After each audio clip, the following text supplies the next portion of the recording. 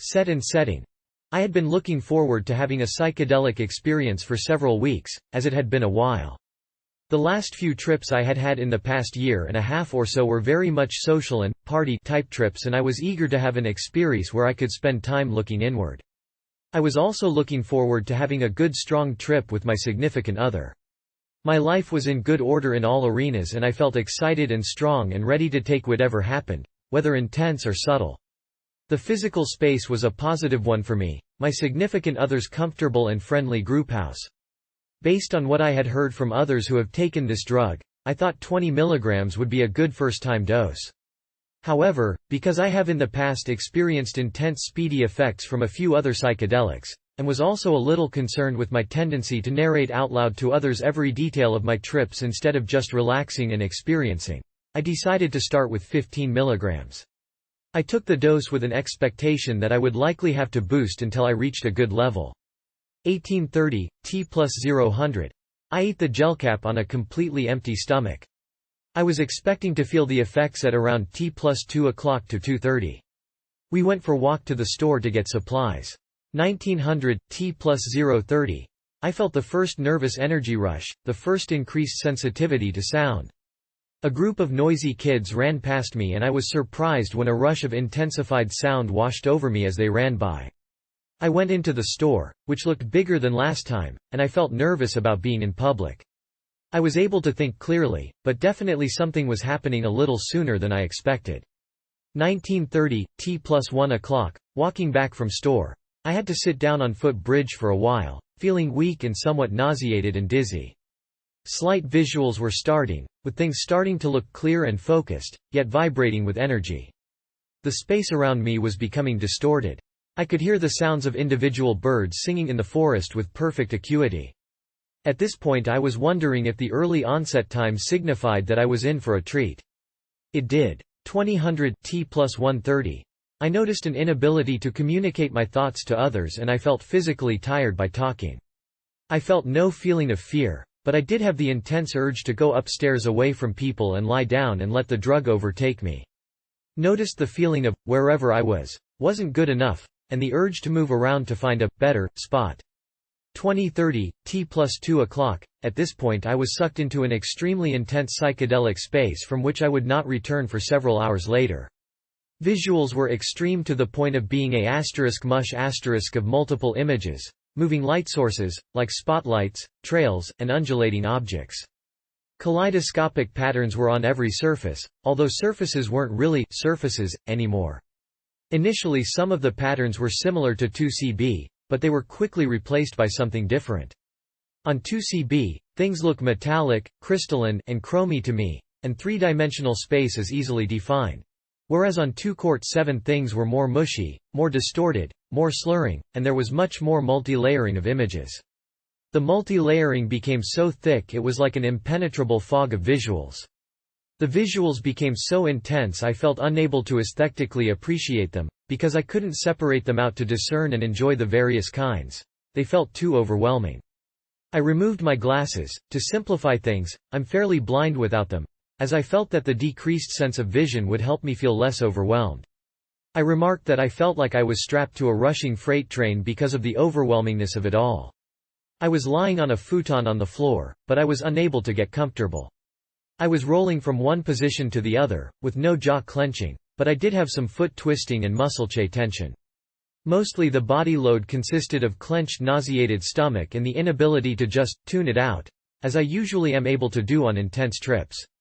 The body load was a significant negative point for 2-Court-7. Sound was incredibly intensified. The several CPU fans and the dual window fan were flanging in and out in overlaying whirring patterns. These unemotional, machine whirring sounds were somewhat threatening to me, and I perceived the sounds as quite ominous. Ominous in the cold, unemotional way that I felt they were bearing down on me with pressure. The fan sounds and the flickering and changing light sources compounded each other and increased my feeling of being overwhelmed in a type of synesthesia. I could also hear imaginary synthetic-sounding tones, much like the beeps you hear when you get your ears tested, except lower-pitched, beep, boop, bop, boop, beep, etc. The tones were constantly going in and out of the aural landscape I was experiencing. There were also nitrous-like, wah wah wah, sound effects. Music itself though was somewhat enjoyable, and I could follow it like a stream of sense in the chaos.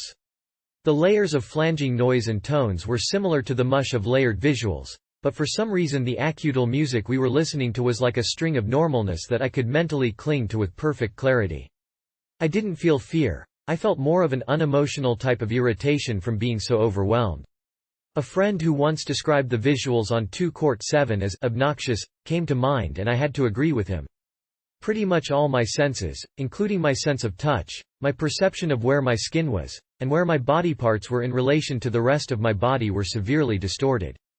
I was unable to tell from 1 minute to the next if I was hot or cold or had to pee or anything. Not only was my sensory input all over the map, but my mind had no ability to process and synthesize that sensory input.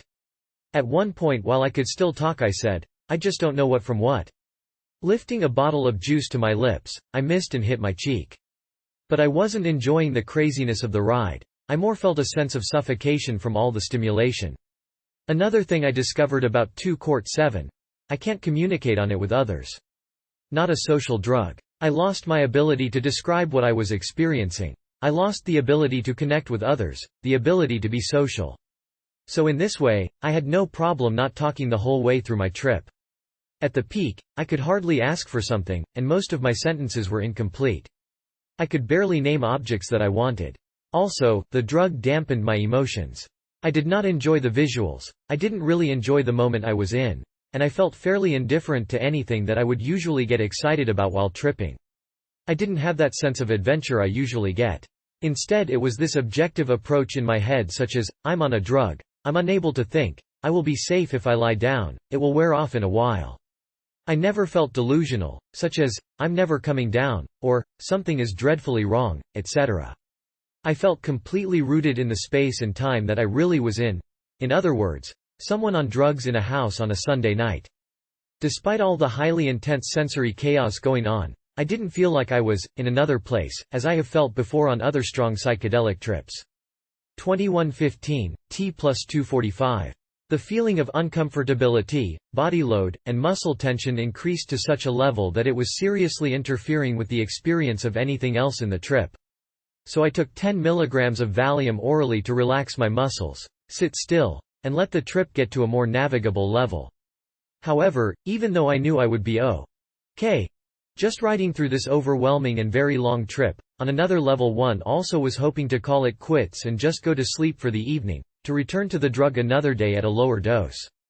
2CT7 had much more to say to me that night, and of course sleep didn't happen. Once the Valium came on, I felt absolutely no effects on my mental state. I did feel like my stomach and muscles were more able to relax and not feel so sick. 2230 to 030, T plus 3 o'clock, plus 5 o'clock, broken brain. I couldn't think at all. I had to lie in a ball in bed with the lights out and my eyes shut so that I could feel like I could keep the chaos to a dull roar. It didn't really help. I felt like my brain could not make complete thoughts and was misconstruing sounds, images, thought fragments, and internal made-up, word sounds. Words spontaneously arised in my head that were somehow mentally paired up with light patterns, sensations of jaw clenching and teeth grinding, oral tones, and a feeling of wrongness and incongruity. It was as if the verbal part of my thinking was randomly firing unfamiliar words, as fast as the visuals and the oral hallucinations were coming, and that these word sounds were becoming associated, as in synesthesia, with other mental events such as sensory perceptions and feelings of irritation.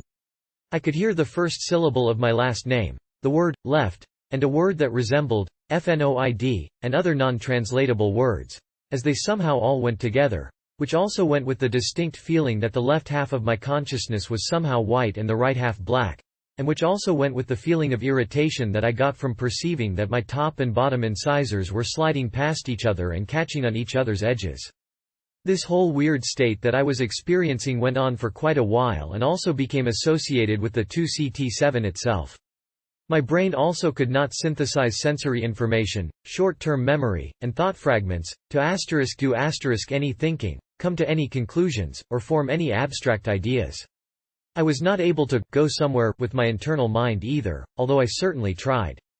I would not call it any sort of ego dissolution or oneness with the universe.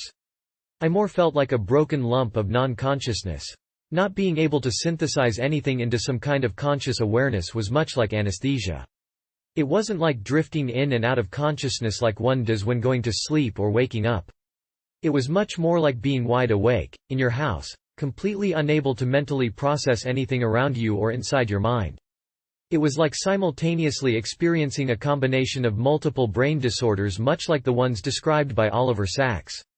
I was later to describe myself as a high-end Swiss Army knife opened up with all the parts sticking out at skewed angles, everything discombobulated, and nothing in the order it was intended to be. The few times that my partner helped me do something like get to the bathroom, or drink some juice, I was basically operating on the level of a baby, completely helpless. 0:30 to 3 o'clock, T plus 5 o'clock, plus 8:30. Finally I was down enough to decide to leave the cave and go to the other room, which had lights on, where my significant other was, who had barely felt anything more than body load and slight irritation all night at 20 milligrams. He was playing music, using the computer, and I was able to stammer a little bit to him. But mostly I could just lie on the futon and attempt to wade through the visuals. I could see a mandala on the wall change in incredibly intricate patterns, but yet I still felt this general sense of, so what, as I was unable to emotionally, aesthetically get into it. We looked through a book of Alex Gray paintings and I felt emotional detachment from the paintings, feeling not all that drawn into the images, although normally I would be intrigued by how he maps out such things like birth, death, motherhood, sex, etc. At this point though, I felt a general sense of relief about being on the downhill side of the trip. The visuals were starting to be less daunting, and the Pepto-Bismol was taking care of the stomach pains. But I was still experiencing a mush of sounds and visuals. 3 o'clock to 6 o'clock, T plus 8:30 T plus 11:30. My ability to communicate came back online. After a couple more hours of IRC, I retired. The next day I had little to no hangover. In the coming week I had no emotional changes or otherwise. Summary. The dosage varies incredibly for 2-Cort-7. I was really taken by surprise by how much this seemingly low-end dose obliterated my ability to think and make decisions. Not at all something that I would want to take the first time in public, due to what I thought was a high risk for something bad to happen. I definitely wouldn't have known how to negotiate the real world if I was at a rave or something and someone was bothering me, etc. I would recommend that you figure out what dosage is good for you in a really safe, limited space, before you try it camping or at a party, etc. It really amazes me that other people who weigh within 20 pounds of me can write and type on 20 milligrams or go to a party on 60 milligrams, etc. My inability to think and communicate and make decisions was not an attitude that I could have changed or directed. At this dose I was incapacitated, and it reminded me of the various basic brain disorders that Oliver Sacks writes about. It made me feel really thankful for the way my brain works so hard every day to bring me consciousness and thought. Also, this drug was very unemotional for me.